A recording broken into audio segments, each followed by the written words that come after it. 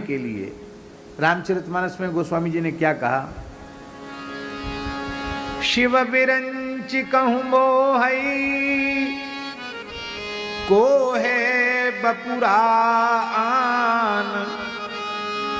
अस जिय जानी भजहि जो जे मायापति भगवान। शिव चतुरानन जाहि दिराही, अपर जीव के ही लेके माही। इसमें प्रयोजन महापुरुषों के चरित्र दिव्य होते हैं, उनमें वस्तुतः दोष नहीं होता है। वे हम लोगों को सिखाने के लिए भी कई बार नाटक करते हैं, यह भी एक भाव। महाराज जी प्रसंगांतर हो जाएगा, लेकिन संकेत में हम कह रहे हैं, पूज्य गुरुदेव भक्तमाली जी के मुखारबिंद से सुनी हुई बात है। महाराज जी कहते थे कि अजामिल पूर्व जन्म में ऋषि ही था। कथा में बैठा था, पुराण की कथा हो रही थी और ऋषियों की गोष्ठी में भगवान व्यास के प्रादुर्भाव की कथा आई। महर्षि पराशर के द्वारा कैसे सत्यवती के द्वारा भगवान कृष्णद्वैपायन व्यास जी का आविर्भाव हुआ, उस कथा को सुनकर के ये हंसने लग गया। वाह, सारी नियमावली खाली हम लोगों के लिए है, बड़े लोगों के लिए कोई नियम कानून नहीं है, हैं?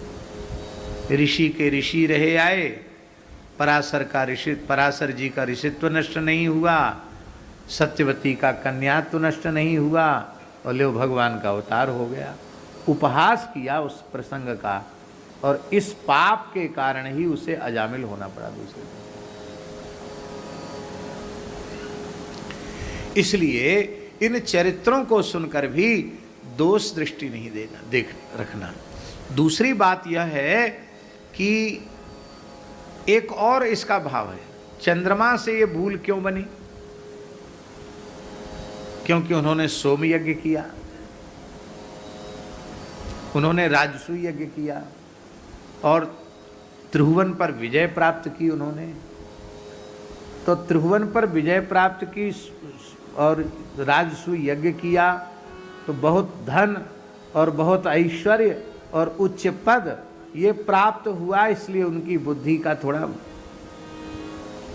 थोड़ी भ्रष्ट हो गई, नीचे गिर गई, और उसके कारण यह अपकर्म उनसे बना। हमको ऐसा लगता है शास्त्री जी कि इन कथाओं का प्रयोजन ये है, सुखदेव जी इसलिए सुना रहे हैं ये कथाएं कि भगवत चरणारविंद की प्राप्ति जिसका लक्ष्य है वो कभी किसी पद प्रतिष्ठा या ऐश्वर्य की स्वप्न में भी कामना न करे, उसका मन विरत हो जाए। इतने बड़े बड़े लोगों को ऐश्वर्य प्राप्त करने से, धन प्राप्त करने से, पद प्रतिष्ठा प्राप्त करने से उनकी बुद्धि बिगड़ गई तो भैया हम किस खेत की मूली हैं। इसलिए उसका वैराग्य और अधिक दृढ़ हो, इसी में इसका प्रयोजन है। ऐसा माने सर्वम न्याय्यम युक्तिमत्वात् विदुषाम किम शोभनम, यही अनुसंधान करते हुए इन प्रसंगों से अपने साधन के अनुकूल शिक्षा प्राप्त करनी चाहिए। अन्यथा सुखदेव जी महाराज परमहंस चक्र चूड़ामणि हैं और राजर्षि परीक्षित जो अनशन व्रत करके और प्राण त्याग का संकल्प लेकर के बैठे हैं, उनको ये कथाएं सुनाने का प्रयोजन क्या है? तो ज्ञान वैराग्य भक्ति को दृढ़ करना, यही इन चरित्रों का प्रयोजन है। भगवत चरणारविंद में अनुराग और अधिक बढ़ जाए, यही इन चरित्रों का एकमात्र प्रयोजन है। श्री सुखदेव जी वर्णन कर रहे हैं, सो यजत राजसूयेन विजित्य भुवनत्रयम् पत्नीं बृहस्पतेर्दर्पात् तारां नामाहरत् बलात् यदा स देवगुरुणा याचितो भिक्षण सोमदात् नात्यजत तत्कृते यज्ञे सुरदानव विग्रह शुक्रो बृहस्पतेर्द्वेषादग्रहीत् सासुरोडुपम् हरो गुरुसुतं स्नेहात् सर्वभूत गणामृतः सर्वदेव गणोपेतो महेन्द्रो गुरुमन्वयात् सुरासुरविनाशो भूत समरस्तारकामयः। बात ही बात का रस बढ़े आई, कलह थोड़े से आरंभ होता है और बहुत बढ़ जाता है। श्री चंद्रमा ने त्रिभुवन पर विजय प्राप्त की और राजसूय यज्ञ किया, और इसके कारण उनका घमंड बहुत अधिक बढ़ गया, मद बढ़ गया, और उस घमंड के कारण उन्होंने एक बहुत बड़ा अपराध कर दिया। अपराध यह हुआ कि बृहस्पति की पत्नी तारा को बलपूर्वक उन्होंने अपने हर लिया, तारा का हरण कर लिया। बृहस्पति जी ने कहा कि वापस करो, लेकिन बार बार कहने के बाद भी चंद्रमा ने उसे वापस नहीं किया। मतवाले हो रहे थे, नहीं लौटाया,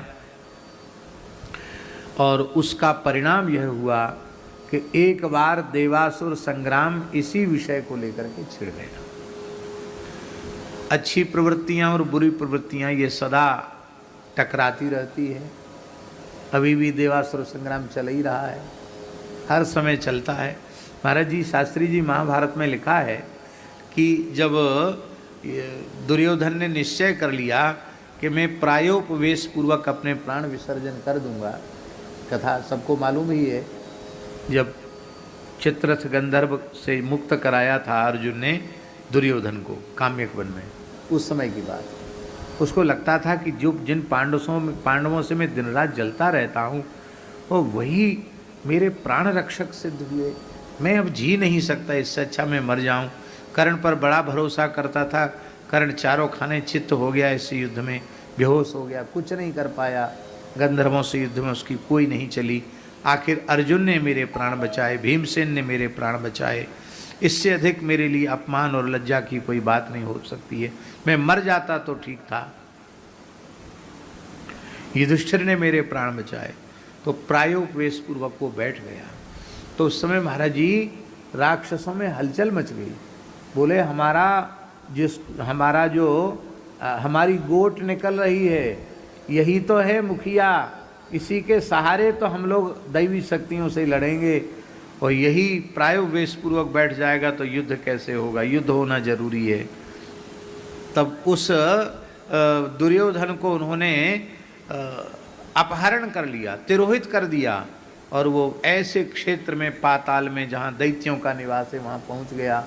बड़े बड़े विशालकाय दैत्यों को देख करके वो बहुत ही भयभीत भी हो गया और आश्चर्य में पड़ गया, मैं कहाँ बैठा था और कहाँ आ गया।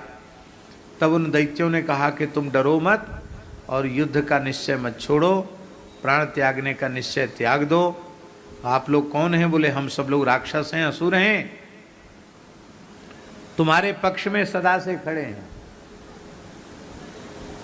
तो तुम संघर्ष करो, हम तुम्हारे साथ हैं।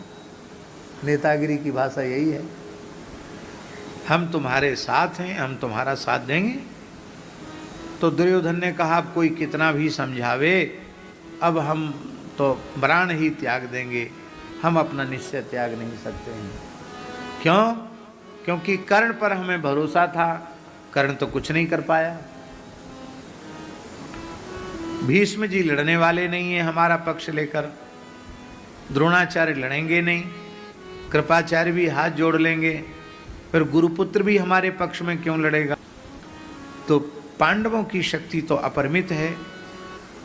तब उन राक्षसों ने कहा, महाराज जी आपने पढ़ा होगा ये नहीं, राक्षसों ने कहा कि चिंता मत करो, भीष्म द्रोण कृप आदि के भीतर हम प्रविष्ट हो जाएंगे और युद्ध कराएंगे। और ये भीष्म आदि जितने महत्पुरुष थे सब असुराविष्ट थे, नहीं तो भगवत भक्तों के साथ युद्ध करना ये कोई, तो देवासुर संग्राम छिड़ा रहता है। चंद्रमा देवता है कि नहीं, पर देवता ने देवता वाला काम नहीं किया, असुर वाला काम किया, तो असुर उनके पक्ष में जाकर खड़े हो गए। वो देव पक्ष से दानव पक्ष में, दैत्य पक्ष में आ गए चंद्रमा जी, और महाराज जी युद्ध की तैयारी हो गई। तैयारी ही नहीं, नात्यजत तत्कृते यज्ञे सुर दानव विग्रह, भयंकर देवासुर संग्राम छिड़ गया। और श्री शुक्राचार्य जी ने बृहस्पति जी से के द्वेष के कारण असुरों का पक्ष लिया। माने असुरों का पक्ष लिया और असुरत्व को प्राप्त हो चुके हैं चंद्रमा, इसलिए लिखा है चंद्रमा का पक्ष लिया।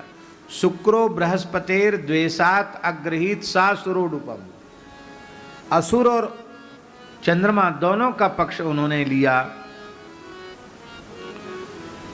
और भगवान शिव ने हरो गुरुसुतम स्नेहात सर्वभूत गणावृतः, भगवान शिव ने स्नेहवश समस्त भूत गणों के साथ अपने विद्या गुरु अंगिरा जी के पुत्र बृहस्पति का पक्ष लिया।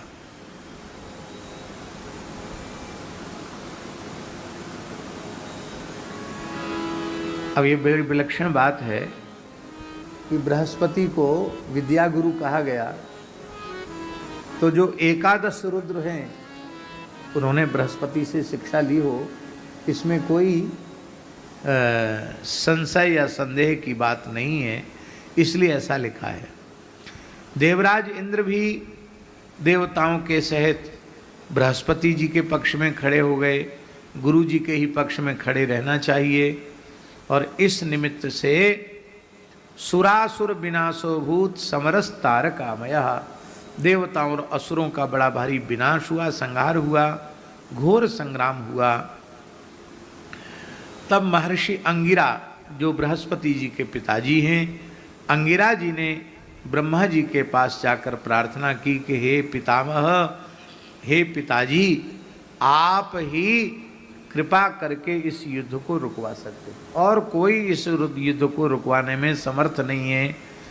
अंगिरा जी के पिता ब्रह्मा जी ही हैं, भगवान ब्रह्मा के मुख से महर्षि अंगिरा का प्रादुर्भाव हुआ है, और अंगिरा के पुत्र हैं श्री बृहस्पति जी महाराज। संवर्त और बृहस्पति ये दो पुत्र अंगिरा जी के माने गए हैं। तो श्री ब्रह्मा जी पधारे, और ब्रह्मा जी ने पधार करके लिखा है महाराज जी, सोमम निर्भर्त से विश्वकृत, विश्व सृष्टा जगत सृष्टा ब्रह्मा जी ने चंद्रमा की बड़ी भर्त्सना की। भाई राक्षस कोई इस प्रकार का काम करे तो कोई बात नहीं है, तुम द्विजराज होकर, महर्षि अत्रि के पुत्र होकर, अनुसूया नंदन होकर और मेरे साक्षात पौत्र होकर इस प्रकार का अपकर्म कर रहे हो, ये तुम्हारे लिए सर्वथा अनुचित है। अब बड़ों का मान तो रखना पड़ता है। तो ब्रह्मा जी की भर्त्सना से लज्जित होकर चंद्रमा ने ताराम स्वभरते प्रायच्चत अंतर्वतनी मवैत पति ही, और तारा जो है उनको बृहस्पति जी को अर्पित कर दिया। उस समय तारा गर्भिणी थी,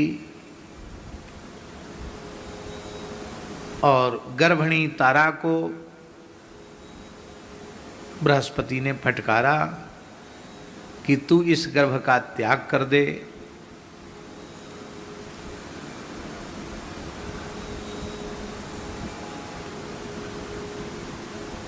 यद्यपि नाहम त्वाम भस्मसात कुर्याम स्त्रियम सांतानिक सती,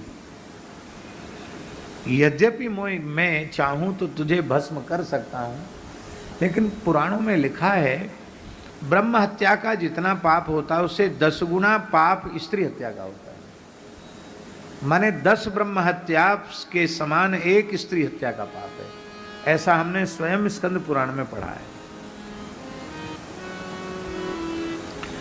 और संतान की कामना माताओं को होती ही है, तू सर्वथा निर्दोष है, बस इस गर्भ का तू त्याग कर दे।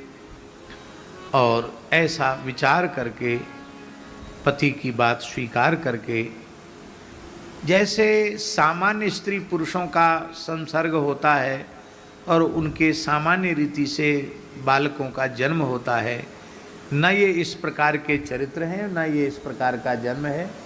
ये सब दिव्य हैं, देवता हैं, और इनके चरित्र दिव्य हैं। जितना इनका उपदेश धर्मशास्त्र के अनुकूल है वही हम लोगों के लिए ग्राह्य है। इसके अतिरिक्त उनके जो चरित्र, बहुत ऐसे चरित्र हैं जो हमारे जैसे लोगों की समझ में आने के योग्य नहीं हैं, वे अनुकरणीय किसी भी अवस्था में नहीं है। अब देखिए, बालक जो हुआ वह अत्यंत तेजस्वी बालक हुआ। वो बालक इतना सुंदर था। यही हैं बुध, बड़े सौम्य हैं। नवग्रहों में बुध, चंद्रमा के पुत्र बुध। ये बालक इतना सुंदर था, स्वर्ण कांति वाला था कि इस बालक को देख करके बृहस्पति जी की भी इच्छा हुई कि अरे मैंने गलती की, बालक त्याग दो। अरे बालक तो हमारी पत्नी के गर्भ से पैदा हुआ, हमारा ही है, ऐसा मानकर उन्होंने कहा कि नहीं, मैं इसका त्याग नहीं करूँगा। और चंद्रमा ने देखा इतना सुंदर बालक है, तो चंद्रमा ने कहा नहीं नहीं, इसको तो हम ही रखेंगे। बालक एक है और आग्रह दो लोगों का है कि ये हमको मिलना चाहिए, हमें मिलना चाहिए। ममायम न तवैत्युच्चैस् तस्मिन् विवदमान। मेरा नहीं, तेरा नहीं, मेरा है, मेरा कैसे तेरा, तेरा मेरा होने लग गया। झगड़ा शुरू हो गया। और उस समय अब ये कैसे निर्णय हो कि किसका लड़का है, तारा ने उत्तर नहीं दिया। तब बालक, उस बालक बुध ने, अब देखो सामान्य बालक जो मनुष्य का बालक है वो जन्म के समय इतना सावधान नहीं होता कि वो बोल सकता हो, सुन सकता हो, समझ सकता हो। पर ये देवताओं की सृष्टि है, सामान्य मनुष्यों की सृष्टि ये नहीं है, यही समझना चाहिए। कुमारो मातरम प्राह कुपितो लोक लीक लज्जया किम न बोचस्य सद वृत्ते आत्मा वद्यम वदाशु में। उस बालक ने क्रोधित होकर के कहा कि अरे माता, तू बतलाती क्यों नहीं है, अपने दोष को स्वीकार क्यों नहीं करती है? दोष को स्वीकार कर, दोष को बतला दे। देखिए, दोष तब तक रहता है जब तक व्यक्ति उसे स्वीकार नहीं करता, और दोष को जब हृदय से स्वीकार करता है तो उस दोष के कारण उसके मन में पश्चाताप होता है कि अरे भाई, हमको ऐसा बिल्कुल नहीं करना चाहिए। हम साधु हैं, हम ब्राह्मण हैं, हम आस्तिक हैं, हम अच्छे कुल खानदान में प्रकट हुए हैं, पैदा हुए हैं, हमको ऐसा काम कभी स्वप्न में भी नहीं करना चाहिए था। पर जब तक मनुष्य अपने दोष को स्वीकार नहीं करता है तब तक वह दोष मुक्त नहीं होता। एक घटना आपको सुनाए। अयोध्या वाले ब्रह्मचारी जी, परम श्रद्धेय पूज्यपाद श्री विंध्येश्वरी शुक्ल ब्रह्मचारी, बड़े अद्भुत थे वो महापुरुष। श्रौत विषय के भारतवर्ष के सबसे बड़े विद्वान। ये बात हम नहीं कह रहे, हमने तो श्रौत विषय पढ़ा नहीं, तो हम क्या कहें, हमको निर्णय देने की सामर्थ्य नहीं है। लेकिन जो दाक्षिणात्य ब्राह्मण अभी भी हैं, जो श्रौत विषय के बहुत प्रामाणिक विद्वान माने जाते हैं, वे सब महानुभाव जो आहिताग्नि हैं, सोमया जी हैं, उन ब्राह्मणों ने कहा, महाराज जी, हम लोगों की श्रौत इष्टियां बिना ब्रह्मचारी जी की उपस्थिति के संपन्न नहीं होती। हम लोगों में किसी विषय में, मीमांसा के किसी विषय को लेकर के शास्त्रार्थ छिड़ जाता है तो उसमें अंतिम निर्णय ब्रह्मचारी जी का होता है। और केवल श्रौत विषय के उतने बड़े पंडित नहीं थे वो। उस जमाने में व्याकरणाचार्य उन्होंने किया और स्वर्ण पदक प्राप्त किया।